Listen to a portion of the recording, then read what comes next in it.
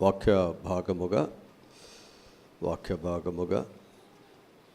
నిర్గమకాండము 33వ అధ్యాయము 11వ వాక్యాన్ని మనం చదువుకుందాం.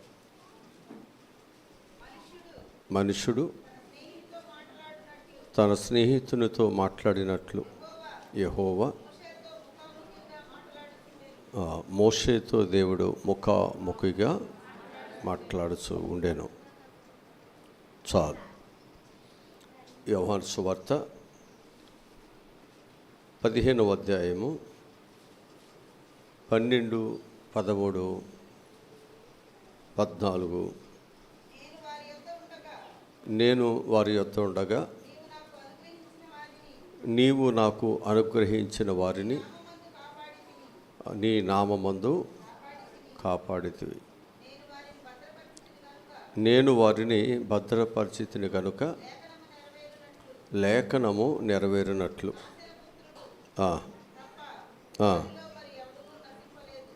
నాశన పుత్రుడు తప్ప వారిలో ఎవరునూ నశింపలేదు. ఇప్పుడు నేను మీ వద్దకు వచ్చుచున్నాను. నా సంతోషం వారి యందు పరిపూర్ణమగునట్లు లోకమందు ఈ మాటలు చెప్పుచున్నాను. వారికి నీ వాక్యమును ఇచ్చి ఉన్నాను. నేను లోక సంబంధిని కానట్లు వారు లోక సంబంధులు కారు గనుక లోకము వారిని ద్వేషించును. చాలు. ఇక్కడ మనం జ్ఞాపకం చేసుకుంటే ప్రభువు చెప్తున్నటువంటి మంచి మాటలు ఇక్కడ మనకు అర్థమవుతున్నాయి. యోహాను సువార్త 15వ అధ్యాయము 12వ వాక్యములో నుంచి మనం చూస్తే అది మనకు కావాల్సింది. నేను మిమ్మల్ని ప్రేమించిన ప్రకారము ఒకడు ఏం చేయాలంట? ప్రేమింపవలన అనుటయే నా ఆజ్ఞ. తన స్నేహితుల కొరకు తన ప్రాణం పెట్టువానికంటే ఎక్కువైన ప్రేమ కలిగిన వాడు ఎవడనూ లేడు. చాలు. ఇక్కడ మనం జ్ఞాపకం చేసుకుంటే ప్రభు యొక్క వాక్యములో చెప్పేది ఏంటంటే తన ప్రాణము కంటే ఎక్కువగా ప్రేమించగలిగిన వారు ఎవరునూ లేరు. ఇంతగా దేవుడు మనల్ని ఏం చేస్తున్నాడు అన్నమాట? ప్రేమిస్తున్నారు అనే విషయాన్ని నేను మీకు జ్ఞాపకంలోనికి తీసుకొస్తున్నాను. ఈరోజు స్నేహితుల దినోత్సవం. అందుకు ప్రభు పేరిట మీ అందరికీ ప్రత్యేకమైన వందనాలు తెలియజేస్తున్నాను. మీరందరూ కూడా ఒకరికొకరు మీ స్నేహితులకి శుభాకాంక్షలు చెప్పుకోండి. మాకెవరు లేరండి అందుబాటులో. మా స్నేహితులందరూ ఈ సంఘంలో లేరు. మా స్నేహితులందరూ బయట సంఘంలో ఉండారంటారా? అంటే ఇక్కడ ఉన్న వాళ్ళంతా శత్రువులేనా? హల్లెలూయా, హల్లెలూయా. కనుక అన్ని బంధాల కంటే స్నేహ బంధం అనేది గొప్పది. దేవుడు మాత్రమే నిజమైన స్నేహితుడు. అబ్రహామునకు దేవుడు ఎలా ఉన్నాడంటే మంచి స్నేహితుడిగా అబ్రహాముకు ఉన్నట్లు బైబిల్ మనకు తెలియజేస్తుంది. యెషయా గ్రంథము 41వ అధ్యాయము 8వ వాక్యాన్ని చదువుదాం. యెషయా గ్రంథము 41వ అధ్యాయము 8వ వాక్యం చదువుదాం. నా సేవకుడైన ఇశ్రాయేలు, నేను ఏర్పరచుకున్న యాకోబు, నా స్నేహితుడైన అబ్రహాము సంతానమా, బూదిగంతముల నుండి నేను పట్టుకొని దాని కొనల నుండి పిలుచుకునివాడా, నీవు నా దాసుడువనియు నేను నిన్ను ఉపేక్షింపక ఏర్పరచుకుంటుననియు నేను మీతో నీకు తోడై ఉన్నాను, భయపడకము, నేను నీకు దేవుడినై ఉన్నాను, దిగులు పడకము, నేను నిన్ను. చాలు. ఇక్కడ మనం జ్ఞాపకం చేసుకుంటే దేవుడు ఎలాంటి వాడు అంటే, తన స్నేహితుడిగా ఎవరినైతే దేవుడు ఏర్పాటు చేసుకున్నారో వారిని దేవుడు విడిచిపెట్టేవాడు కాదని, దేవుడు వారిని బలపరుస్తాడని, దేవుడు వారికి తోడుగా ఉంటాడని మనకు వాక్యాలు చెబుతున్నాయి. ఇవాళ లోకములో మనం చూస్తూ ఉన్నట్లయితే స్నేహితులు ఎలా ఉంటున్నారు అంటే, ఏదైనా మనకు ఇస్తే వాళ్ళు స్నేహం చేస్తున్నారు, ఏదైనా మన దగ్గర వారికి దొరుకుతుంది అంటేనే వారు మనతో స్నేహ సంబంధాలను పెంచుకుంటున్నారు తప్ప వారి జీవితాల్లో వారు నిజముగా దేవుణ్ణి ప్రేమించేవారుగా వారు లేకుండా పోతున్నారు అని నేను మీకు జ్ఞాపకం చేస్తున్నాను.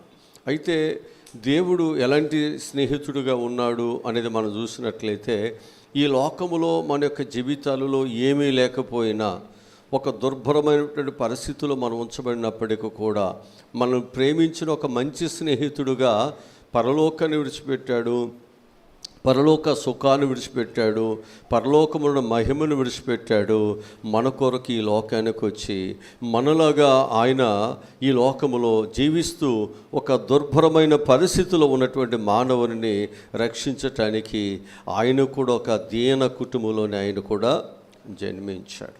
మనలాగా నిన్ను నన్ను బ్రతికించటానికి, నీకు నాకు మేలు చేయటానికి ప్రభు అయినటువంటి యేసుక్రీస్తు వారు ఒక మంచి స్నేహితుడుగా ప్రభు ఈ లోకానికి వచ్చారు అనే విషయాన్ని నేను మీకు జ్ఞాపకంలోనికి తీసుకొస్తున్నాను. యాకోబు రాసినటువంటి పత్రిక 2వ అధ్యాయము 23వ వాక్యాన్ని మనం చదువుకుందాం. యాకోబు రాసిన పత్రిక 2వ అధ్యాయము 23వ వాక్యాన్ని చదువుకుంది. కాబట్టి అబ్రహాము దేవునిని నమ్మెను, అది అతనికి నీతిగా ఎంచబడెను అను లేఖనము నెరవేర్చబడినట్లు దేవుడు స్నేహితుడని. హల్లెలూయా. అబ్రహాము ఎవరు స్నేహితుడు? ఈ లోకములో స్నేహితులు చాలామంది మనకుంటారు.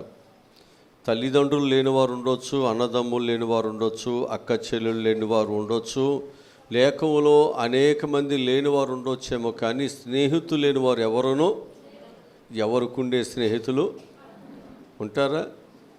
అందరికీ స్నేహితులు ఉంటారు, గుట్టలుగా ఉంటారు కదా. కనుక ఈరోజు వాక్యం మనకు చెప్పేటువంటిది ఏమిటంటే, స్నేహితులు అనేక మంది ఉండవచ్చు, కానీ నిజమైన స్నేహితులు ఒక్కరు ఇద్దరు మాత్రమే ఉంటారు, ఎక్కువ మంది ఉండరు. నిజమైన స్నేహితులు కొద్ది మంది ఉంటారు. స్నేహితులు చాలామంది ఉండొచ్చు, కానీ వారిలో నిజమైన స్నేహితులు, ప్రాణ స్నేహితులు, మన కష్టాలు, మన బాధలు, మన రహస్యాలు భార్యతో కానీ, భర్తతో కానీ, తల్లిదండ్రులతో కానీ ఎవరితో పంచుకోలేని విషయాలు కూడా వారితో పంచుకుంటాం. అన్ని విషయాలు వారికి మనము చెప్పుకుంటాం. అందుకే బైబిల్ మనకు చెప్పేది ఏమిటంటే, అబ్రహాము దేవునితో ఎలా ఉన్నాడంట? ఒక స్నేహితుడిగా ఉన్నట్లుగా ఆయన దేవునితో ఆయన హృదయపూర్వకముగా ఆయన మంచిగా హృదయపూర్వకముగా దేవునితో స్నేహం చేస్తున్నాడు. అందుకే అతనికి దేవునితో స్నేహం చేసే ఒక మంచి పేరు దేవుడు ఆయనకి ఇచ్చాడు. మరి మనకి దేవునితో మనం ఏం చేయాలి? మంచి స్నేహం చేస్తున్నారంటే ఆ పేరు మనకు కూడా కలిగేటట్లుగా మనం ఏం చేయాలంటే, దేవుని యొక్క బిడ్డలుగా ఆయన్ని ప్రేమించేవారుగా, కష్టమైన బాధ అయినప్పుడు కూడా దేవునితో మనం నడుచుకునేవారుగా మనం ఉండాలని నేను మీకు జ్ఞాపకంలోనికి తీసుకొస్తూ ఉంటున్నాను. ఇక్కడ మనం జ్ఞాపకం చేసుకున్నట్లయితే, ఈ స్నేహితుల దినోత్సవం అనేటువంటిది ఎలా వచ్చింది అంటే, ఇది అమెరికా ప్రభుత్వం 1935 ఆగస్టు 1 శనివారం ఒక వ్యక్తి దుష్టుల యొక్క చేతిలో హతమార్చబడటం జరిగింది. ఈ మరణ వార్త విన్నటువంటి తన యొక్క స్నేహితుడు మరునాడు తను కూడా ఆత్మహత్య పాల్పడి అతను కూడా చనిపోయాడు. ఈ సంఘటనకు స్పందించినటువంటి అమెరికా ప్రభుత్వం వీరిద్దరి యొక్క స్నేహానికి గుర్తుగా అప్పటి నుంచి కూడా ప్రతి ఏటా ఆగస్టు తొలి ఆదివారాన్ని స్నేహితుల దినోత్సవంగా ప్రకటిస్తున్నట్లు చరిత్ర చెబుతూ ఉంటుంది. ఇది 1935లో యునైటెడ్ స్టేట్స్ కాంగ్రెస్ ఆగస్టు మొదటి ఆదివారాన్ని జాతీయ స్నేహితుల రోజుగా వారు ప్రకటించడం జరిగింది. అప్పటి నుంచి ఇప్పటి వరకు కూడా ఈ స్నేహితుల దినోత్సవం అనేటువంటిది అమెరికా నుండి ఆయా దేశాలకి అది వ్యాప్తి చెందటం జరిగింది అనే విషయాన్ని నేను మీకు జ్ఞాపకం చేస్తున్నాను. వాక్యములో వెళ్ళే ముందు ఒక చిన్న మాట నేను మీకు చెప్పాలని ఆశపడుతున్నాను. అక్రమము విస్తరించడం బట్టి ప్రేమ చల్లారిపోతూ ఉంది. ఈరోజు స్నేహితుల మధ్య ప్రేమ ఉండలేదు, తల్లిదండ్రుల మధ్య ప్రేమ ఉండలేదు, భార్యాభర్తల మధ్య ప్రేమ ఉండలేదు, అక్క చెల్లెల మధ్య ప్రేమ ఉండలేదు, ఇరుగు పొరుగు వారి మధ్య ఏముంటలేదు, ప్రేమ అనేది ఉండట్లేదు. ఈ ప్రేమ లేకపోవటమే ఏమవుతున్నాడు అంటే మనుషుని యొక్క స్నేహపూర్వకమైనటువంటి విలువ తగ్గిపోతుంది. మనుషుని యొక్క విలువ తగ్గిపోతుంది. సమాజంలో ధనము యొక్క విలువ, అక్రమాల యొక్క విలువ ఏమైపోతుందంటే పెరిగిపోతుంది. ఈ అక్రమాలు, అన్యాయాలు, మోసము ఇవన్నీ కూడా పెరిగిపోవటానికి గల కారణం ఏమిటంటే వారి మధ్య ఏముంటలేదు, ప్రేమ అనేది చల్లారిపోతుంది. అందుకే ప్రేమ చల్లారుతున్నప్పుడు అక్రమాలు, అన్యాయం అనేది పెరిగిపోతున్నాయి. వారి యొక్క కుటుంబ కొరకు, వారి బిడ్డల కొరకు, లేతే వారి యొక్క స్వార్థము కొరకు, నేను అనేటువంటి దాని కొరకు, నా పిల్లలు, నా కుటుంబం బ్రతకాలి అనేటువంటి ఆశ కొరకు ఏం చేస్తున్నారంటే చాలామంది వారి యొక్క స్నేహితులను మోసం చేసేవారు మనకు కనిపిస్తున్నారు. నమ్మిన వారి దగ్గరికి వెళితే న్యాయం దొరుకుతుంది, సహాయం దొరుకుతుంది అని వెళ్ళినటువంటి వారిని సహితము ఏం చేస్తున్నారంటే వారిని దోసుకోవటం అనేది మనం చూస్తున్నాం సమాజంలో. అది హాస్పిటల్ అయినా కావచ్చు, అది పోలీస్ స్టేషన్ అయినా కావచ్చు, న్యాయ వ్యవస్థ అయినా కావచ్చు, ఇతరితర ఆఫీసులు ఏమైనా కావచ్చు. సమాజంలో న్యాయం కోసం వెళుతున్నప్పుడు పెద్దలు కూడా ఇలాగే మోసాలు చేయటం జరుగుతుంది. సమాజం ఏమైపోతుంది అంటే అక్రమముతో ఉంచబడి ఉంది. ఈ అక్రమంతో ఉంది కాబట్టి ప్రేమ అనేది చల్లారిపోతున్నట్లుగా చూస్తున్నాం. ఉదాహరణకి మనకు అర్థం అవటానికి, ఇప్పుడు కయ్యను ఏబేలుని చంపడానికి గల కారణం ఏమిటి? కయ్యను ఏబేలు ఎవరో కాదు, వారిద్దరు సొంత రక్త సంబంధులు. ఒక తల్లి గర్భం నుంచి వచ్చేటువంటి వాడు. కయ్యను పెద్దవాడు, ఏబేలు చిన్నవాడు. ఎందుకు అన్న తమ్ముడిని చంపాడు? ఎందుకు తమ్ముడిని చంపటానికి ఆయన అంత క్రూరముగా ఎందుకు ఆయన మీద పగబట్టాడు, సమయం కొరకు ఎదురు చూస్తున్నాడు అంటే కారణం ఏమిటో తెలుసండి. అతడు అర్పించిన అర్పణ దేవుడు అంగీకరించలేదు. కయ్యూను అర్పించిన అర్పణను మాత్రమే దేవుడు అంగీకరించాడు. ఈ ఒక్క కారణం చేత అతను ఏం చేశాడు అంటే ఆ నీతిమంతుడైనటువంటి తమ్ముడిని ఆయన ఏం చేశాడనమాట, చంపేశాడు. కారణం ఏమిటి? అతని యొక్క జీవితంలో మనిషి కంటే కూడా తన గొప్పతనము లేకపోతే తనకు ఏదైనా నష్టము కలిగితే ఒప్పుకోవట్లేదు మనిషి. కనుక ఎలాంటి భయంకరమైనటువంటి పరిస్థితినైనా చేయటానికి అతడు వెనుదీయట్లేదు. అది తల్లి కావచ్చు, తమ్ముడు కావచ్చు, అన్నయ్య కావచ్చు, చెల్లి కావచ్చు, ఎవరైనా కావచ్చు. ఇంత భయంకరముగా లోకము మారిపోయింది. అందుకే వాక్యం మనకు చెప్పేటువంటి మాట ఏమిటంటే నిజమైన స్నేహితుడు విడువక ప్రేమించుచున్నాడు. నిజమైన స్నేహితుడు విడువక మనలను ఏం చేస్తున్నమాట, ప్రేమిస్తున్నాడు. ఈ నిజమైనటువంటి స్నేహితుని గుర్చేటువంటి కొన్ని లక్షణాలు మనం నేర్చుకుందాం.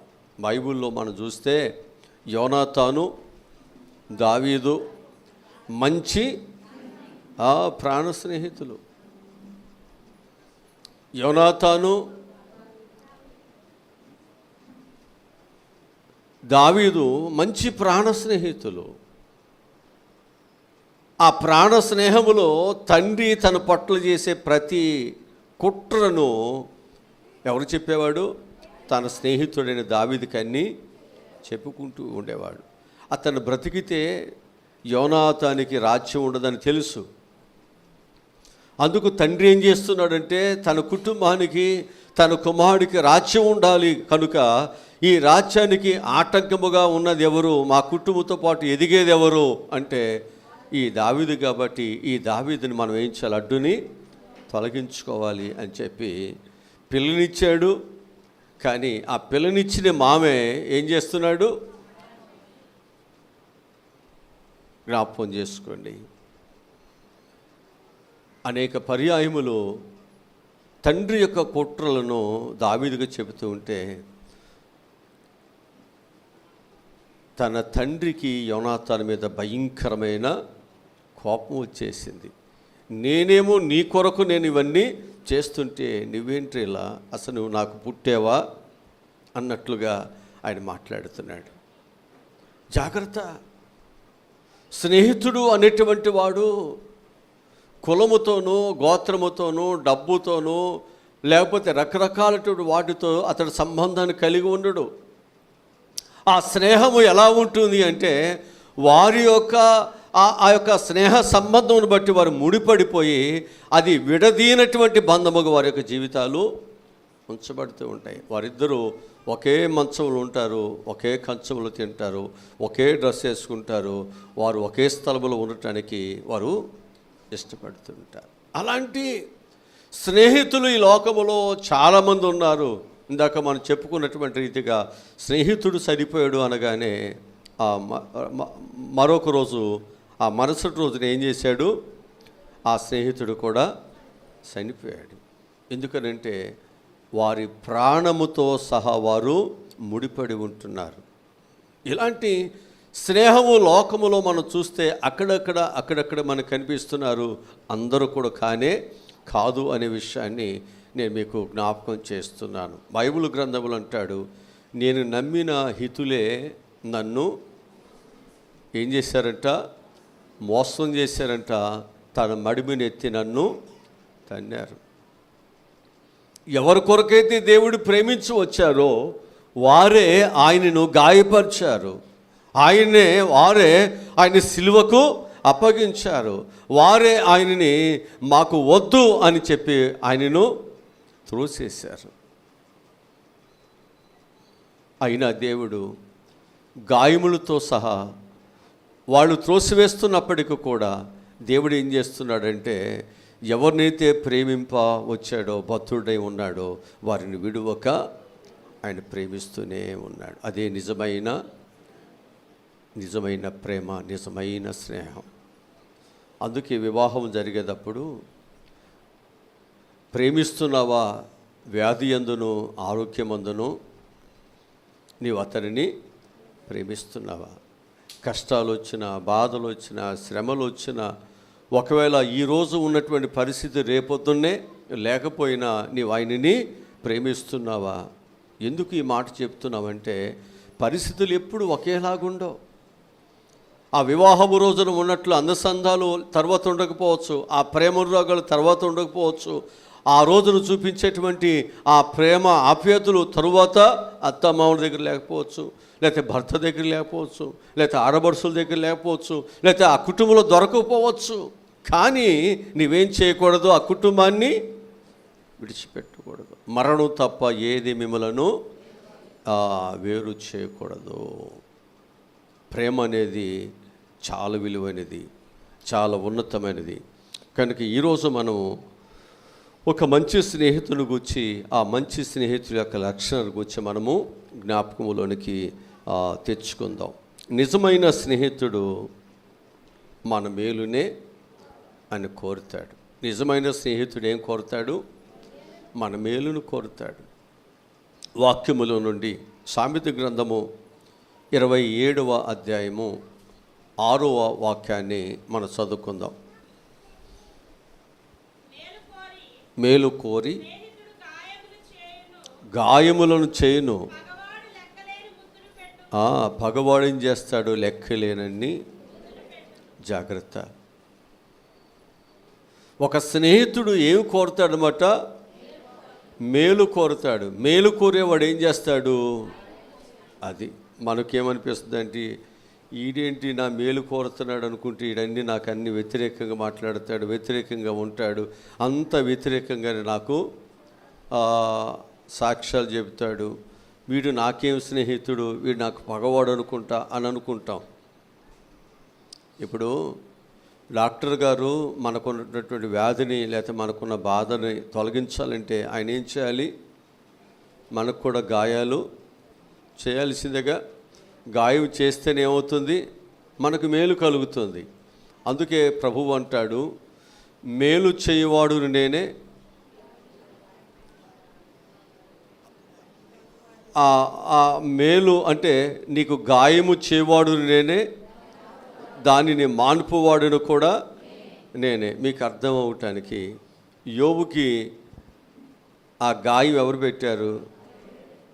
సాతాడు పెట్టాడు, దేవుడు పెట్టాడా? చెప్పాలి. దేవుడు పెట్టాడు, సాతాడు పెట్టాడా?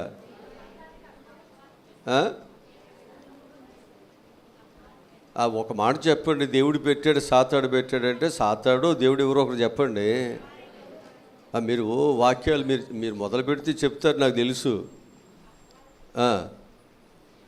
ఎవరు పెట్టారు?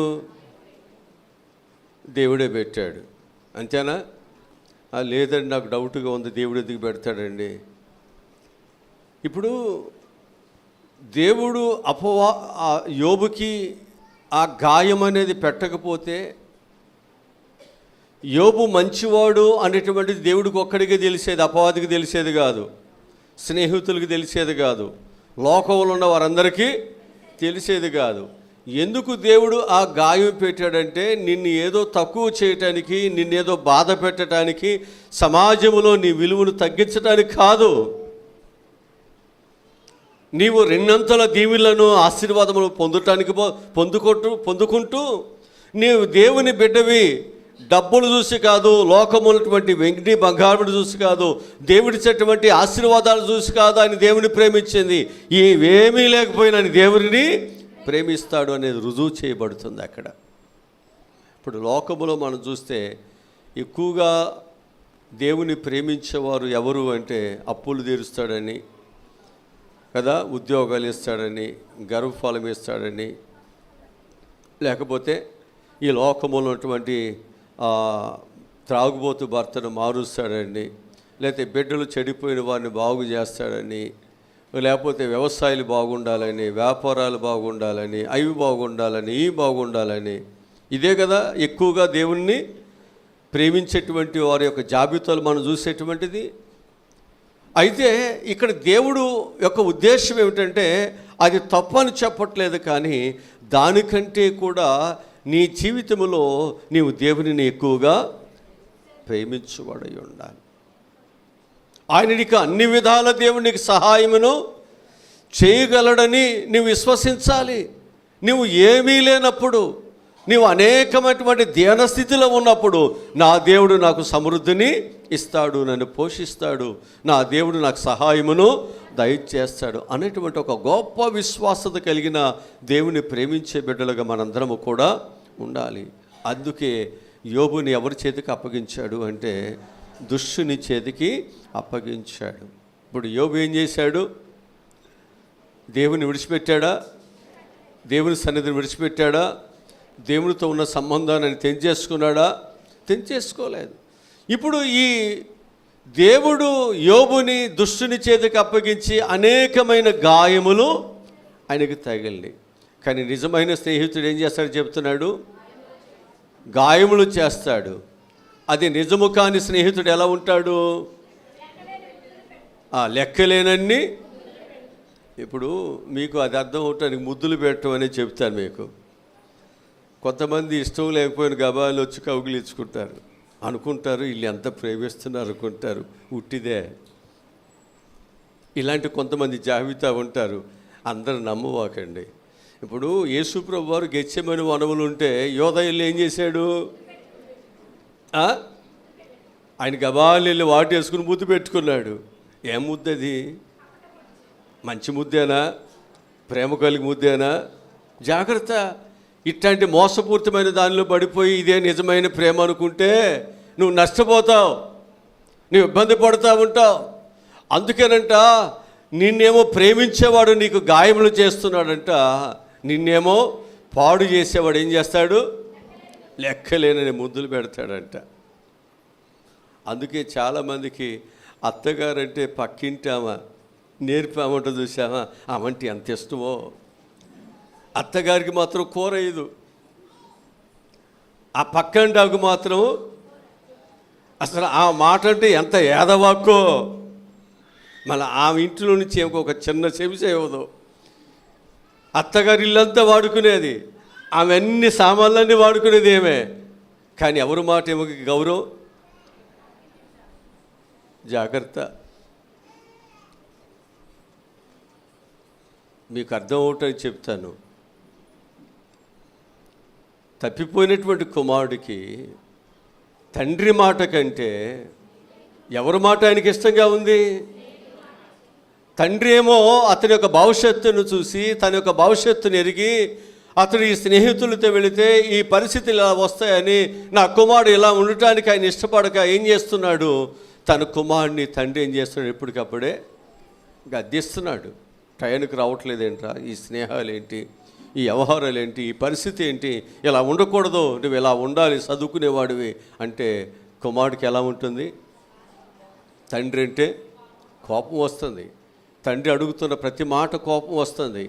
అదే స్నేహితులైతే ఏమంటారు? ఈ వయసులో కాకపోతే ఏ వయసులో రా, ఈ వయసులో మనం చేయకపోతే ఏ వయసులో చేస్తాం, ఈ వయసులో మనం అన్నీ చేయాలి కదా, ఇప్పుడు ఇలాగే ఉంటే వాళ్ళకేం తెలుసు, పెద్దవాళ్ళకి వాళ్ళకేం తెలుసు, మనం చేయాల్సిన పనులన్నీ చేయాలంటాడు. ఇప్పుడు ఎవరి మాట వింటాడు? ఎవరి మాట వింటాడు? ఆ తప్పిపోయిన కుమారుడు కూడా సేమ్ అలాగే ఎవరి మాట విన్నాడు? స్నేహితుల మాట విన్నాడు. స్నేహితుల మాట విని చివరికి ఏమైపోయాడు? తండ్రి మీద పగ పెంచుకొని, తండ్రి నుండి ఆస్తి తీసేసుకుని, తండ్రి నుండి ఏమైపోయాడు? పూర్తిగా వేరైపోయి వెళ్ళిపోయాడు. చివరికి ఆ స్నేహితులు ఎంతవరకు ఉన్నారు ఆయనతంటే, ఈయన దగ్గర డబ్బులు ఉన్నంత వరకే ఉన్నారు, ఈయన పెట్టుబడి పెట్టేంత వరకే ఉన్నారు. ఈయనకి ఏది కావాలితే అవి, సీసాలు కావాలితే సీసాలు, శిఖార్లు కావాలితే శిఖార్లు, అంతే కదా. ఇవన్నీ అయిపోయినాయి, అన్నీ అయిపోయినాయి. ఏమవుతుందండి? ఎంత ఆస్తి అయినా తరిగిపోద్దా లేదా? అంత అయిపోయింది. చివరాఖరికి ఆయనకు భోజనము అవసరత కష్టం వచ్చినప్పుడు ఒక్కడు కూడా ఆయనకి సహాయము చేసేవారు లేరు. చివరికి తండ్రి దగ్గరికి వెళితే తండ్రి తోసేశాడా? తండ్రి ఏమన్నా ఆయన్ని నువ్వెవరో నాకు తెలియదని ఆయన్ని నెట్టేశాడా? దూరముగా ఉండగానే తండ్రి ఏం చేశాడు? కుమారుని గుర్తించి పరిగెత్తుకునే కౌగిలించుకొని ఏం చేశాడంటే ఆయనకి మెడ మీద ముద్దు పెట్టాను. హల్లెలూయా. అది నిజమైన ముద్దు, నిజమైన ప్రేమ. ఇస్కరియోతు యొక్క ముద్దు కౌగిలింతలో అది నిజమైనది కానే కాదు, దుష్టునికి అప్పగించేది అది. ఇదైతేనేమో తన కుమారుడుకున్నటువంటి దరిద్రతను నువ్వు ఎలా బ్రతికేవనైనా ఎలా అయిపోయావేంటని ఆయన ఆ కుమారుడు చూసి ఏడుస్తూ పరితపిస్తూ ఆ కుమారుడు ఏం చేశాడు తెలుసా అండి? శుభ్రం చేశాడు, మంచిగా బట్టలు వేశాడు, ఉంగరం పెట్టాడు, చెప్పులు ఇచ్చాడు, మళ్ళా సింహాసనం మీద కూర్చునిబెట్టాడు, మంచి విందులు. ఎంత గొప్పగా నా కుమారుడు ఇలాంటి భోజనం చేసి ఎన్నాళ్ళయిందో. తన యొక్క ముఖమును, తన యొక్క వస్త్రధారణను, తన పరిస్థితులు చూస్తే తండ్రికి కడుపు ఏమైపోతుంది? తరుక్కుపోతుంది. చాలాసార్లు మన జీవితాల్లో ప్రేమించేవారు గద్దిస్తుంటే, ప్రేమించేవాడిని మంచి కొరకు మాట్లాడుతుంటే అది నీకు చాలా కోపం వేస్తుంది. వాళ్ళ పాస్టర్ గారింటి నా మీదే వాక్యం చెప్తున్నాడు అనిపిస్తుంది. కొన్నిసార్లు అసహ్యం వేస్తుంది. కానీ అసహ్యం కాదు, నువ్వు చెడిపోకుండా నువ్వు బాగుపడాలనే నిన్ను ప్రేమించేటువంటి ఒక దైవజనుడిగా ఈ మాటలన్నీ అందిస్తున్నావు తప్ప నిన్ను దేవుని నుండి దూరం చేయాలనో, దైవుని సన్నిధి నుంచి నిన్ను దూరం చేయాలి మాత్రం కానే కాదు. నువ్వు మార్పు చెందితే, నువ్వు మారు మనసు పొందితే, నీ ఆలోచనలో ఒక మార్పు అనేది నీకు రాగలిగినట్లయితే నువ్వు సమాజానికి ఒక గొప్ప ప్రయోజనకరమైన వ్యక్తిగా నువ్వు మార్చబడతావు. ఒక ఉపయోగకరముగా ఉండాలి. నువ్వు నాశనకరమైనటువంటి వ్యక్తిగా నీవు ఉండకూడదు. అనేకులకు ఒక నాశనకరమైనటువంటి స్థితి కలిగిన వాడుగా నువ్వు ఉండకూడదు. అందుకే ఈరోజు ఒక నిజమైనటువంటి స్నేహితుని గురించి మనం జ్ఞాపకంలో తెచ్చుకుంటున్నాం. జకర్యా గ్రంథములో ఒక మాట రాయబడింది. జకర్యా గ్రంథము 13వ అధ్యాయము 6వ వాక్యాన్ని మనం చదువుకుందాం.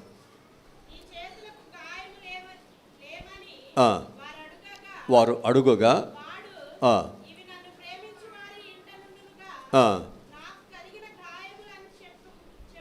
చూసారా, అయ్యా నీ చేతికున్నటువంటి ఈ గాయములు ఏంటని అడిగితే, నన్ను ప్రేమించువారు ఎంట నేను ఉండగా నాకు కలిగిన గాయములని చెబుతున్నాడు. ప్రభువైన యేసుక్రీస్తు వారి యొక్క గాయాలని అయ్యా ఏంటని ఎవరైనా అడిగితే యేసుప్రభు వారు ఏం చెప్తాడు? చెప్పాలి. ఏమని చెప్తాడు? ఎవరినైతే ప్రేమించి నేను పరలోకాన్ని, ఆనందాన్ని, సంతోషాన్ని, మహిమను అన్నీ విడిచిపెట్టేసి నా బిడ్డలు ఉద్ధరించి నా పిల్లలకు మేలు చేయాలని చెప్పేసి నేను ఇక్కడికి వచ్చానో వాళ్ళేనయ్యా నన్ను సిలువకి అప్పగించి నన్ను కొట్టి నన్ను ఈ విధంగా చిత్రహింసలకు లోను చేశారు. జాగ్రత్త. ప్రేమించేటువంటి వాడు ద్వేషించబడుతున్నా, హింసించబడుతున్నా, కొట్టబడుతున్నప్పటికీ కూడా ఆయన ప్రేమలో మార్పు అనేది ఉండదు. ఆ స్నేహితుడు ఏం చేస్తాడంటే ఆ బిడ్డను ఏం చేస్తాడు? ప్రేమిస్తూనే ఉంటాడు. ఇదే నిజమైన స్నేహము, నిజమైన ప్రేమకు సహనమని గుర్తని నేను మీ అందరికీ ప్రభు పక్షముగా నేను మీకు జ్ఞాపకం చేస్తున్నాను. ఈరోజు స్నేహితుల దినోత్సవం రోజున ఒక మంచి స్నేహితుల గురించి ఉండవలసిన లక్షణాలు నేను మీకు చెప్పటానికి దేవుడు నన్ను మరి మీ ఎదుట దేవుడు నన్ను నిలబెట్టినందుకు దేవునికి వందనాలు తెలియజేస్తున్నాను. మొదటిది ఏమిటన్నమాట? నిజమైన స్నేహితుడు మేలుని ఆయన కోరుతాడు. నిజమైన స్నేహితుడు ఏం కోరుతాడు? స్నేహితుని మేలే కోరుతాడు, కానీ కీడును మాత్రం కోరడు అనే విషయాన్ని నేను మీకు జ్ఞాపకం చేస్తున్నాను. రెండవదిగా మనం చూసినట్లయితే నిజమైన స్నేహితుడు మనలను ఏం చేస్తాడంటే సంతోషపరుస్తాడు. నిజమైన స్నేహితుడు మనల్ని ఏం చేస్తాడు? సంతోషపరుస్తాడు. వాక్యముల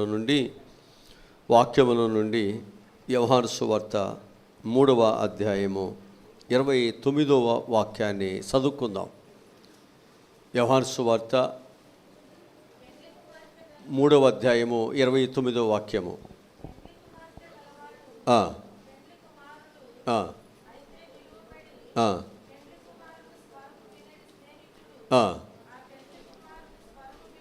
ఆ పెండ్లి కుమారుని యొక్క స్వరము విని ఏం చేస్తాడంట? మిక్కిలి ఏం చేస్తాడండి? హల్లెలూయా. అది ఆ సంతోషం ఏమవుద్దండి అంటే ఇక ఆ సంతోషం ఇక ఎన్నడూ కూడా అది ఏం చేయబడదు, అది ఇక తీసివేయబడదు.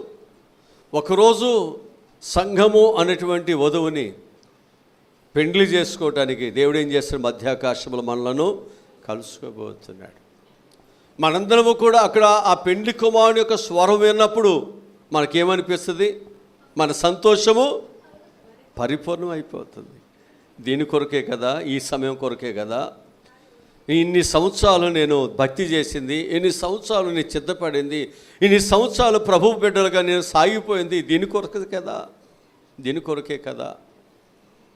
అందరూ ఆ రోజు ఎంత హృదయం ఉప్పొంగిపోతుందో ఆ ప్రభు యొక్క తేజస్సుని ఇవన్నీ చూసేటప్పుడు ఉంటుందా లేదా?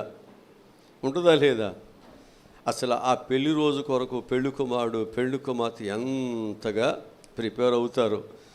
ఆ పెళ్ళి రోజు వచ్చేసరికి పెళ్లి కుమార్తె ఇడిది గదిలోకి వెళ్ళి ఆ అలంకరణ అయ్యి వచ్చేలాగా ఈ బ్యాండోళ్ళ గుబ్బలన్నీ అక్కడే వాసేది. పాస్టర్ గారికి చెమటలు పట్టేది అక్కడే. పెద్దలు తిరిగి ఒకసారి అక్కడికి వెళ్ళా, మళ్ళీ ఎక్కడికి రా, ఎక్కడి నుంచి అక్కడికి వెళ్ళా, అక్కడి నుంచి ఎక్కడికి రా, అయిందా? అక్కడే టెన్షన్లో. ఆ తర్వాత ఇక్కడికి వచ్చిన తర్వాత ఇంటి దగ్గర చిత్తపడదు, కానీ చిత్తపడిన గుమ్మం దాటి బయటకు వచ్చిన కాడి నుంచి కళ్ళన్నీ ఇంతలావున అయ్యేటట్టుగా వాళ్ళ అమ్మ రాను, వాళ్ళ నాన్న రాను, వాళ్ళ మేనత్తలు రాను, వాళ్ళ అక్కలు రాను, వాటి వేసుకొని గావుని ఏడవ, మళ్ళీ ఏమి ఏడవ. ఒక గంటన్నర ఆ పరికి జరుగుద్ది. ఈ లోపు ముఖమంతా ఇంతలావున అవుద్ది. అక్కడి నుంచి ప్రయాణం చేసి ఇడిది ఇంట్లోకి వచ్చేసరికి ఇక అక్కడి నుంచి అవన్నీ మరలా సరి చేసుకోవటం. అక్కడి నుంచి పెండ్లి కుమారుడు దగ్గరికి రాగానే పెండ్లి కుమారుడు ఆమెకు చూడ, ఆమె ఈమెకు చూడ కదా. వారి యొక్క ఆనందం ఏమవుతుంది? పరిపూర్ణమవుతుంది. ఇప్పుడు వరకు కూడా ఎదురు చూశారు, అప్పుడప్పుడు కలుసుకోవటమే, అప్పుడప్పుడు మాట్లాడుకోవటమే. అదే ఇప్పుడు కాలంలో. ఒకప్పుడు లేదు. తల్లిదండ్రులు చూసి వస్తే చేసుకోవటం తప్ప ఈ పెళ్ళిలోకి వచ్చిన తర్వాత ఆయన నల్లగా ఉన్నాడా, ఎర్రగా ఉన్నాడా, జుట్టు తెల్లగా ఉందా, బట్ట బుర్ర, హైట్గా ఉన్నాడా, లావుగా ఉన్నాడా, బక్కగా ఉన్నాడా, ఇంకేం తెలియదు. ఇక్కడికి వచ్చినాక చూసుకోవటమే. ఇప్పుడైతే అన్నీ ముందే జరిగిపోతున్నాయి. ఇప్పుడైతే ఏ షూట్ అది, ఏ షూట్ అండి అది? ముందే ఫోటో షూట్లకు వెళ్ళిపోతున్నారు కదండి, కంపంలోకి, చెట్లలోకి. అదొక రోజు మళ్ళీ పెళ్ళిలోది కాదు. కనుక ఎన్ని రకరకాలైనటువంటివో దేవుడు అంటున్నాడు.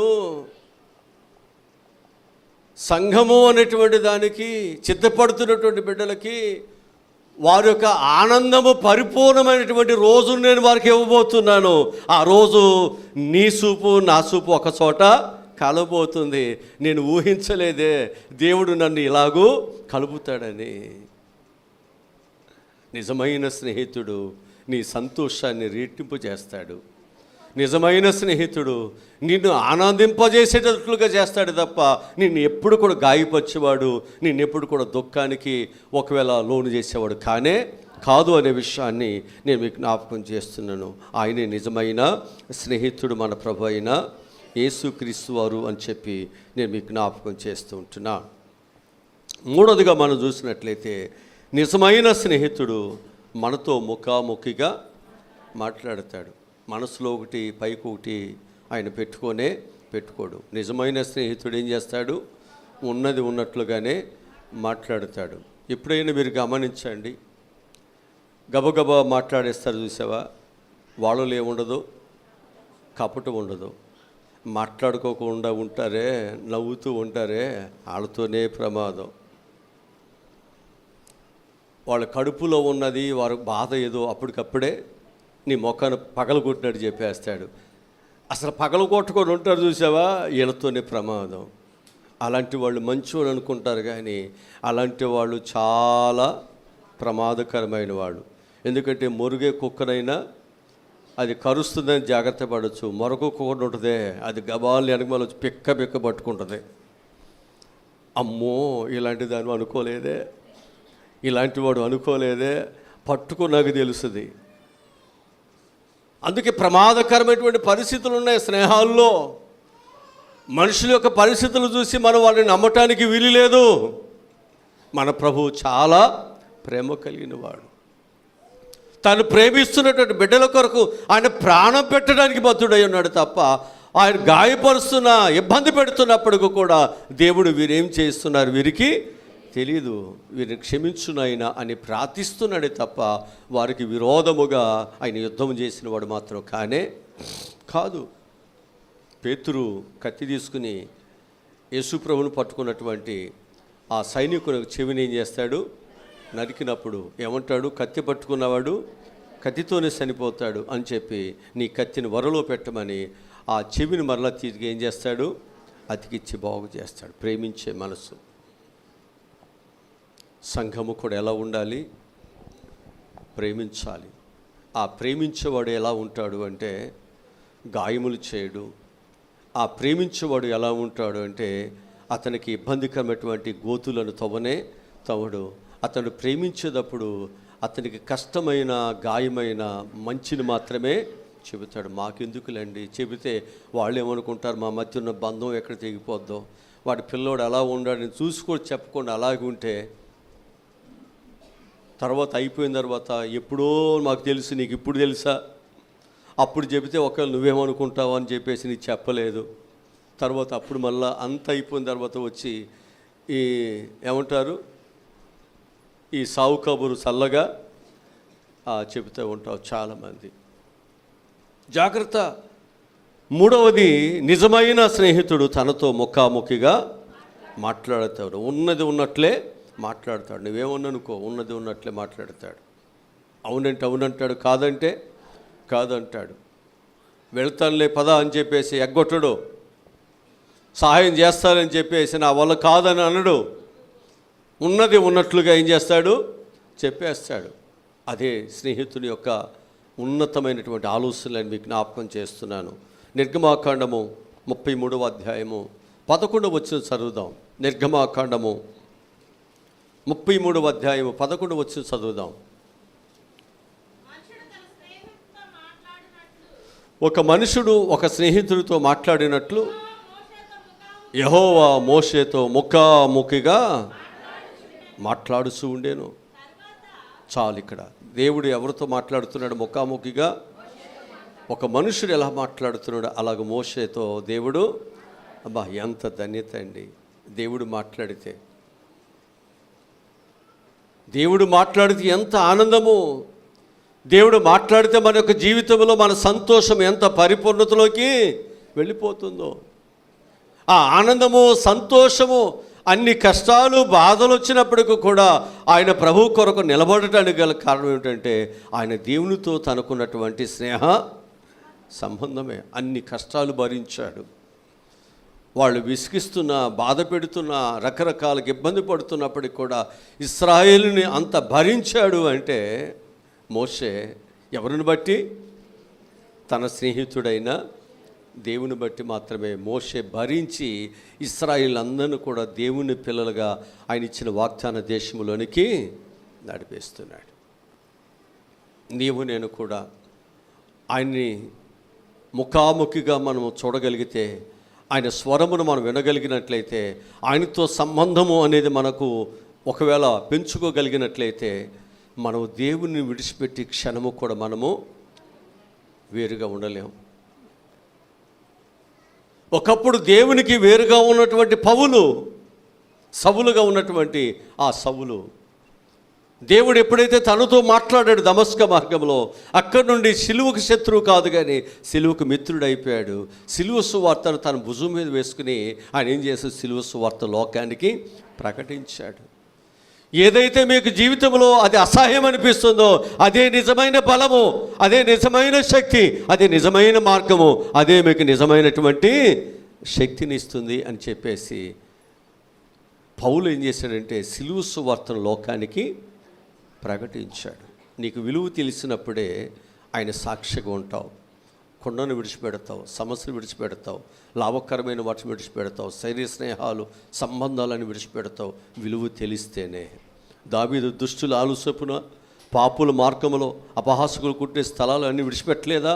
దైవ సన్నిధి విలువ తెలిస్తే, వాక్యం విలువ తెలిస్తే, దేవునితో ఉండే సంబంధం యొక్క విలువ తెలిస్తే ఈ లోకంలో ఉన్న అన్నిటినీ అసహించుకుంటావు. నాకు అవసరం లేదంటావు. ఆ సంబంధం బలపడినంత వరకే లోకాన్ని ప్రేమిస్తావు, స్నేహితులు ప్రేమిస్తావు, లోకములో అనేకమైన వాటిని ప్రేమిస్తావు. సంపాదించుకోవాలని అడ్డు మార్గాలలో మనం వెళ్ళిపోతూ ఉంటాం. వద్దు, అవసరం లేదు. నీ దేవుడు నిజమైన స్నేహితుడు. నీకే సమస్య వచ్చినా మోషేకు దేవుడు తోడుగుని సమస్య పరిష్కరించలేదా? మార్గం చూపించలేదా? మోషేని ఏమైనా తక్కువ చేశాడా? ఆయన విడిచిపెచ్చినటువంటి ఐగుప్తు యొక్క సింహాసనం కంటే, ఆ పేరు ప్రఖ్యాతుల కంటే మోషేకు గొప్ప పేరు ప్రఖ్యాతులు దేవుడు ఇవ్వలేదా? దేవుడు ఇస్తాడు. నీకు ఏమి కావాలో దేవుడు ఇస్తాడు. నీ జీవితానికి ఏమి కావాలో దేవుడికి అనుగ్రహిస్తాడు. నువ్వు సంపాదించుకోవటానికి దేవుని విడిచిపెట్టవలసిన, దేవునికి వ్యతిరేకమైన పనులు చేయవలసిన పనేమీ లేదు. నీ కొరకు ఏమేమి చిత్తపరిచారో అవి కంటికి కనిపించవు, చెవికి వినిపించవు, హృదయానికి అంత ఉన్నతమైన ఆశీర్వాదములు దేవుని కొరకు సిద్ధపరిచాడు. ఆయన వైపు చూడండి, ప్రభు వైపు చూడండి. నీ కష్టాజీతమును దేవుడు నూరెట్లుగా ఆయన ఆశీర్వదిస్తాడు. ఆయన ఆశీర్వదిస్తే ఎన్నటికైనాను అది మనకు ఆశీర్వాదమే. అది కొంచెమైనప్పటికీ కూడా 5 రొట్టెలు 2 చిన్న చేపలను దేవుడు ఏం చేశాడు? 5,000 మందికి ఆహారముగా దేవుడు. నువ్వు దేవుని చేతులు ఉంటే ఆశీర్వాదం ఉంటుంది. నువ్వు సాతాను చేతుల్లో ఉంటే, లోకం చేతులు ఉంటే, దేవునికి వ్యతిరేకమైన మార్గాలు ఉంటే నీకే ఆశీర్వాదం వస్తుంది. ఆయనతో అంటకట్టబడితేనే కదా మనం బహుగా ఫలించేది. కనుక ప్రతి ఒక్కరూ కూడా దేవునితో ఫలించాలి అనేటువంటి ఉద్దేశం ఏదైతే ఉందో అది దేవునితోనే సాధ్యము. ఫలించాలి అనేటువంటి ఉద్దేశం ఏదైతే ఉందో అది దేవుని ద్వారా మాత్రమే సాధ్యమవుతుంది. అది ఏదైనప్పుడు కూడా దేవునికి సహాయమును చేయాల్సిందే. ఆయన సహాయం చేయకపోతే మనం ఒక ఇంచు కూడా మన అభివృద్ధిలోనికి ముందుకి వెళ్ళలేము అనే విషయాన్ని నేను మీకు జ్ఞాపకం చేస్తున్నాను. దేవుడు మోషేతో ముఖాముఖిగా మాట్లాడుతున్నాడు అంటే కారణం ఏంటో తెలుసా? ఆయన ఏం చేయాలో, ఎలా నడుచుకోవాలో, తన ప్రజలకు ఎలాంటి నియమ నిబంధనలను వారికి పెట్టి వారిని నడిపించాలో ఆయన మేలు కొరకే ఏం చేస్తున్నాడు? తన ప్రజలతో మాట్లాడుతున్నాడు. వేకుమనే పెందలకడ లేసంట తన ప్రజలతో ఆయన మాట్లాడుతున్నప్పుడంట ఆ ప్రజలు ఏం చేస్తున్నారంటే దేవుని మాటను లోపట్లేదంట, వినట్లేదంట. అయ్యో నా ప్రజలు నా మాట విని ఎడల ఎంత మేలు. కనుక క్రైస్తవ జీవితాలలో మనం దేవుని మాట కంటే కూడా, దేవుని మాటకి ఇచ్చేటువంటి విలువ కంటే కూడా సాతాను మాటకి, సాతాను యొక్క స్నేహాలకి, సాతాను యొక్క కుతంత్రాలకి మనం ఎక్కువ చోటునిచ్చి మనం ఏమైపోతున్నాం అంటే దేవుని దూరం అయిపోతున్నాం, దేవుని దూరం చేసుకుంటున్నాం, దైవ సన్నిధికి దూరం అయిపోతున్నాం. ఆయనతో అంటకట్టుబడి ఉండండి, ఆయన్ని ప్రేమించండి. మొదట నీకు గాయముగా ఉంటుంది, కొంచెం ఇబ్బందిగా ఉంటుంది. ఎందుకనంటే దేవుని మార్గం ఇరుకనేది కాబట్టి, కొంచెం కష్టంతో కూడినటువంటిది కాబట్టి. ప్రభు అన్నాడు కదా, నా కాడిని నేను సులువు చేస్తాను, తేలిక చేస్తాను అన్నాడు కదా. అన్నాడా లేదా? నీకు బరువు అనిపించవచ్చు, కానీ నేను దాన్ని సులువు చేస్తాను.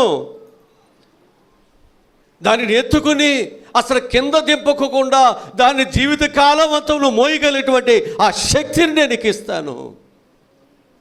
అప్పుడు వరకు కూడా కాస్త ఓర్పుతో, సహనముతో నా మాట వినయ్యా, నా మార్గములోకి రానైనా, నా మార్గములో అనుసరించునైనా, కుడి ఎడమలకు ఆశల కోరికలకు నీవు తప్పిపోవద్దు, వెళ్ళిపోవద్దు. ఎందుకనంటే అలా వెళ్ళిపోయిన వారు చాలామంది ఏమైపోయారో తెలుసండి, వారి జీవితాల్లో దేవుని ఆశీర్వాదాలకు వారు దూరం అయిపోయారు. యోధా దేవుని ఆశీర్వాదాలు సంపాదించుకోవడానికి వచ్చాడు, ఏమైపోయాడైనా? భ్రష్టుడు అయిపోయాడా లేదా? జాగ్రత్త. దేవుడు నిన్ను ఆస్వాదించడానికి దేవుడు పిలుచుకున్నాడు. నువ్వేమో దేవుని మార్గము కంటే, దేవుని మాట కంటే ఈ లోకములో ఉన్నటువంటి సాతాను మార్గము, సాతాను మాట నీకు ఎక్కువైపోతుంది. కాబట్టి నువ్వేమైపోతున్నావు అంటే దేవుని మార్గము నుంచి పక్కకి వెళ్ళిపోతున్నావు. జాగ్రత్త, జాగ్రత్త. ఇక 4వదిగా మనం చూసినట్లయితే నిజమైన స్నేహితుడు విడువక ప్రేమిస్తాడు. సామెత గ్రంథం 17వ అధ్యాయము 17వ వచనం చదువుదాం. సామెత గ్రంథము 17వ అధ్యాయం 17వ వచనం చదువుదాం.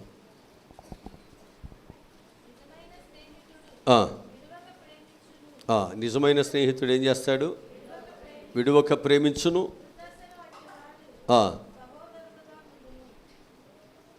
దుర్దర్శులు ఏం చేస్తాడు? సొంత అన్నయ్యగా, సొంత రక్త సంబంధిగా మిగిలిపోతాడు. మొదటి సమూయేలు గ్రంథము 18వ అధ్యాయము 3వ వచనం చదువుదాం. మొదటి సమూయేలు గ్రంథము 18వ అధ్యాయం 3వ వచనం చదువుదాం.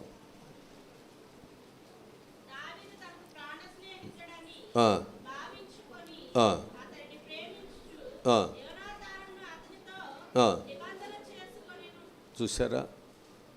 యోనాతాను దావీదుతో ఏం చేసుకున్నాడు? ఒక ప్రాణ స్నేహితుడు భావించి అతనితో ఒక నిబంధనను చేసుకున్నాడు. ఆ నిబంధనను యోనాతాను ఎప్పుడు కూడా మర్చిపోనే, మన ప్రాణ స్నేహితుడిని దేవునితో మన నిబంధన చేసుకుంటున్నాం. ఇక్కడి నుంచి జీవించువాడును నేను కాదు, నీ కొరకే బ్రతుకుతానయ్యా, నీ బిడ్డగా. కానీ ఎన్నిసార్లు మనం ఆయన విడిచిపెడుతున్నామో, నడిపిస్తున్నటువంటి చొక్కును విడిచిపెట్టి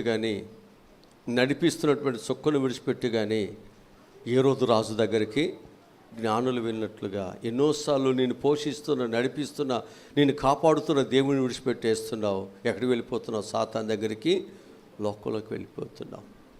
నడిపించకపోతే విడిచిపెట్టవచ్చు, కానీ నడిపిస్తున్నాడు కదా ఒక రథసారథిగా. నిన్ను పోషిస్తున్నాడు కదా, నీకు సహాయం చేస్తున్నాడు కదా, అనేకమైన బాధలు కష్టాల్లో కూడా దేవుడు నీకు వాటి నుంచి తప్పిస్తున్నాడు కదా. అయినప్పటికీ కూడా మనం ఏం చేస్తున్నాం? దేవునిని మనము విడిచిపెట్టేస్తున్నాం. వాక్యముల నుంచి మీకు చూపిస్తాను. మొదటి సమూయేలు గ్రంథంలోనే 20వ అధ్యాయం 41-42 వచ్చి చదవండి.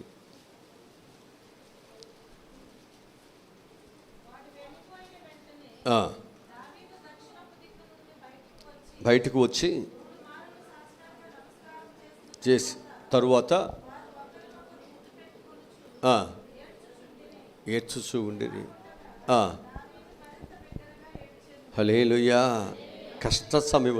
కష్ట సమయంలో పరిస్థితులు చాలా భయంకరంగా ఉంటూ ఉండగా ప్రాణ స్నేహితుడంట దావీదుని ఏం చేసుకున్నాడంట? కౌగిలించుకుని ఏడుస్తున్నాడంట. దావీదు కూడా ఏం చేస్తాడు? మరి బిగ్గరగా ఏడుస్తున్నాడు. స్నేహితులు కష్టాలలో దగ్గరగా ఉంటారు, కష్టాల్లో హత్తుకుని ఉంటారు. కొంతమంది స్నేహితులు ఎలా ఉంటారంటే అన్నీ ఉన్నప్పుడు స్నేహితులుగా ఉంటారు, ఏమీ లేనప్పుడు ఈడెవడో నాకు తెలియదని విడిచిపెట్టేస్తారు.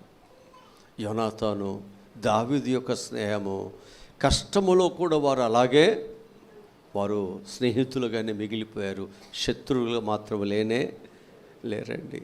కొంతమంది ఉన్నారు స్నేహితులుగా ప్రారంభించబడతారు, శత్రువులుగా పచ్చగడ్డేస్తే కూడా ఏమైపోతుంది? బగ్గున మండిపోయేటువంటి ఏమంటారు వారిని? శత్రులుగా మారిపోతారు. అంత స్నేహితులు ఏంటి ఇలా అయిపోయారు? వాళ్ళు ఎందుకు ఇలా ఉన్నారు?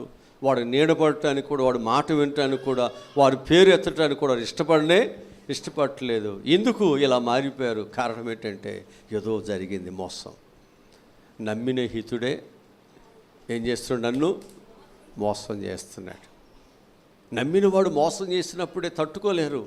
బయట వాళ్ళు ఎంతమంది మోసం చేసినా అది వేరుగా ఉంటుంది. వీళ్ళు నన్ను ప్రేమిస్తున్నారు, వీరు నాకు అండగా ఉంటున్నారు, వీరు నాకు సహాయం చేస్తారు అనుకున్న వాళ్ళే ఎప్పుడైతే మనకు మోసం చేస్తారో అప్పుడే మనకు చాలా బాధేస్తుంది.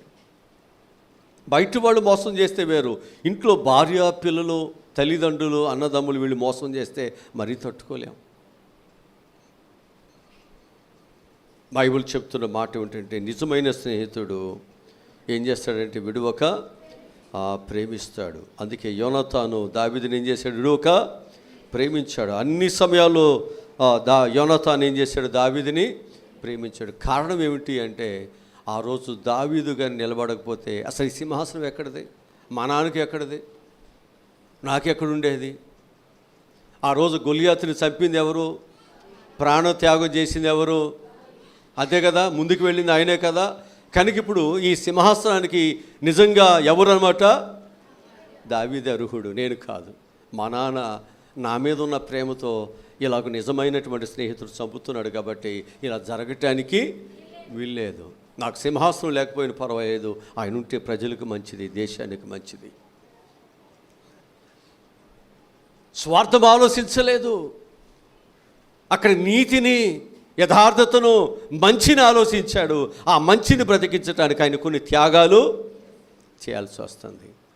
మంచిని బ్రతికించాలంటే, మంచిని మనం ఇక్కడ నిలబెట్టాలంటే మనం కొన్ని త్యాగాలు మనం చేయాలి. అవసరమైతే కుటుంబాన్ని వ్యతిరేకించాల్సి వస్తుంది, తండ్రినే వ్యతిరేకించాల్సి వస్తుంది. నా క్షేమం కోరే వరకు నాకు అవసరం లేదు, పోండి, త్రోసేయాల్సి వస్తుంది. ఇక ఐదవదిగా మనం చూస్తే నిజమైన స్నేహితుడు అన్యాయం చేయడు. నిజమైన స్నేహితుడు ఏం చేయడు? మత్తయి సువార్త 20వ అధ్యాయము 13వ వచనం చదువుదాం.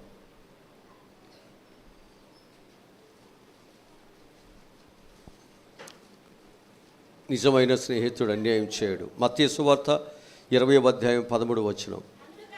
అందుకతడు వారిలో ఒకరిని చూసి, స్నేహితుడా, నేను నీకు అన్యాయం చేయలేదే,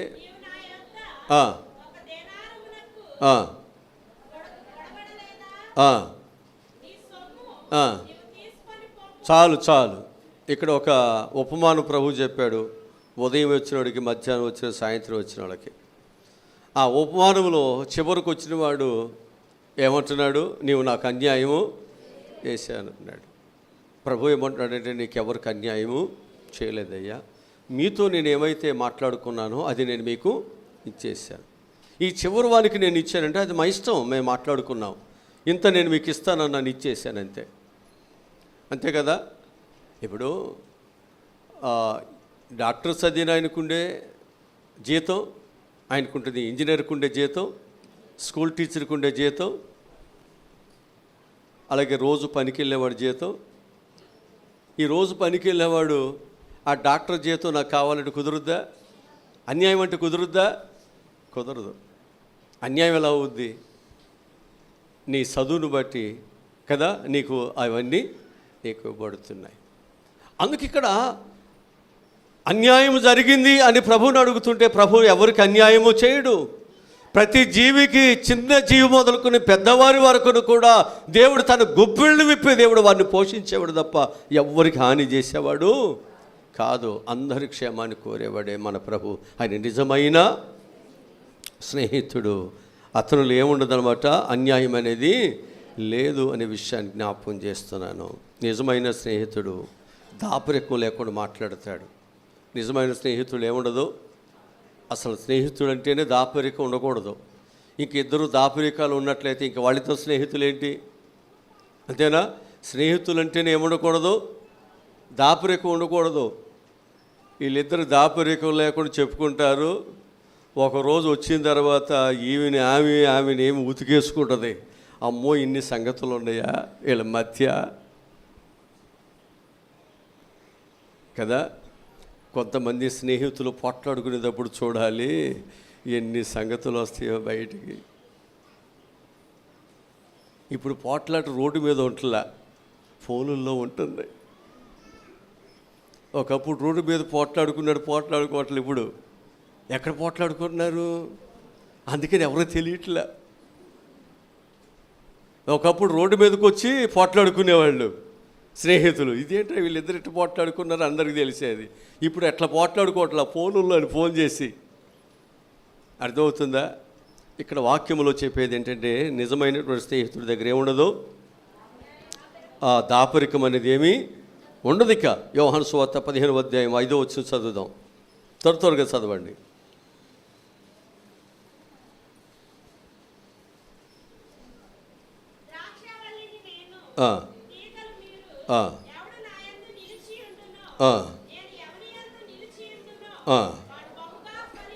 చాలు. ప్రభు చెప్తున్నాడు ఇక్కడ, నిజమైన స్నేహితుడు ఏమంటున్నాడంటే, నీ భవిష్యత్తును గురించి చెప్తున్నాడు, నీ అభివృద్ధిని గురించి చెబుతున్నాడు, నీ క్షేమం గురించి చెప్తున్నాడు. నువ్వు ఎక్కడుంటూ నువ్వు బాగుపడతావు. ద్రాక్షవల్లి నేను, తీగలు మీరు కనుక. ద్రాక్షవల్లిలో తీగ ఉండాలి. తీగ ద్రాక్షవల్లిలో ఉండటం కాదు, తీగే ద్రాక్షవల్లిలో ఉండాలి. నువ్వు ఎవరిలో ఉండాలో చెబుతున్నాడు. ఎవరితో ఉంటే నీకు భవిష్యత్తు ఉందో, ఎవరితో ఉంటే నీకు అభివృద్ధి ఉందో, ఎవరితో ఉంటే నువ్వు నిత్యము పరలోకములు ఆనందంగా ఉంటావు, ఇవన్నీ దేవుడు చెబుతున్నాడు. ఆయనలో దాపరికం అనేది ఏమీ లేదు. నువ్వు ఇలా లేవు కాబట్టి నీకు ఈ స్థలములో ఉండటానికి, నీకు దీనిలో పాలుపోపులు పొందటానికి లేదు. దేవుని శరీరమును, దేవుని యొక్క రక్తమును తినాలంటే మనం ఎలా ఉండాలి? చిత్తపాటు చాలా మనకు అవసరమై ఉంది. చిత్తపాటు అనేది లేకుండా దేవుని శరీరములో, దేవుని రక్తములు మన పాలుపోపులు పొందటం అనేది అది నీకు క్షేమమైనది కానే, అది నీకు క్షేమం కాదు, అది నీకు మంచిది కాదు. చాలామంది చిత్తపాటు లేకుండా ప్రభు యొక్క శరీరములో, రక్తములో పాలుభాగస్తులై ఏమయ్యారంట, చాలామంది వ్యాధిగ్రస్తులయ్యారంట, చాలామంది మంచం పట్టారంట, చాలామంది చనిపోయారని రాయబడింది. అందుకు ప్రభు నీతో మాట్లాడుతున్నాడు. ఇది పరిశుద్ధమైనది, దీన్ని ఎట్లా పడితే అట్లా మనం దీనిని చేయకూడదు. పరలోకం పరిశుద్ధమైనది. అందుకే దేవుడు ఇక్కడ నీతో నాతో కూడా మాట్లాడుతున్నాడు. మీరు నాలో ఉంటేనే మీరు ఫలిస్తారు, నాకు వేరుగా ఉండి మీరు ఏమీ చేయలేరు. దేవునితో ఉందాం. మంచి స్నేహితుడు ఏం చేస్తాడు? దాపరికం లేకుండా నీ క్షేమాన్ని కోరి దేవుడు మనతో మాట్లాడుతాడని దేవుని వాక్యం చెబుతుంది. చివరిగా 7గా చూస్తే, నిజమైన స్నేహితుడు మన కొరకు తన ప్రాణాన్ని 15వ అధ్యాయంలోనే యోహాను సువార్త 13వ వచనం చదువుదాం.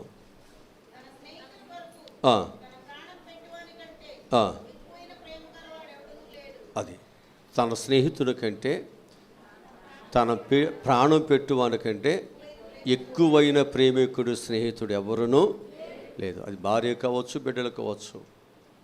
ఎవరైతే దేవునిని ఎక్కువగా ప్రేమిస్తున్నారో ప్రాణం పెడుతున్నారో, దేవుడే సర్వస్వం అని చెప్పేసి వారికి లాభకరమైన వాటిని కూడా పెంటతో సమానంగా విడిచిపెడుతున్నారో, ఎవరైతే దేవుని ప్రేమిస్తూ వారికి ఉన్నటువంటి జీవనమంతా దేవునికి ఇస్తున్నారో వారే కదా దేవుని ప్రేమించే నిజమైన స్నేహితులు.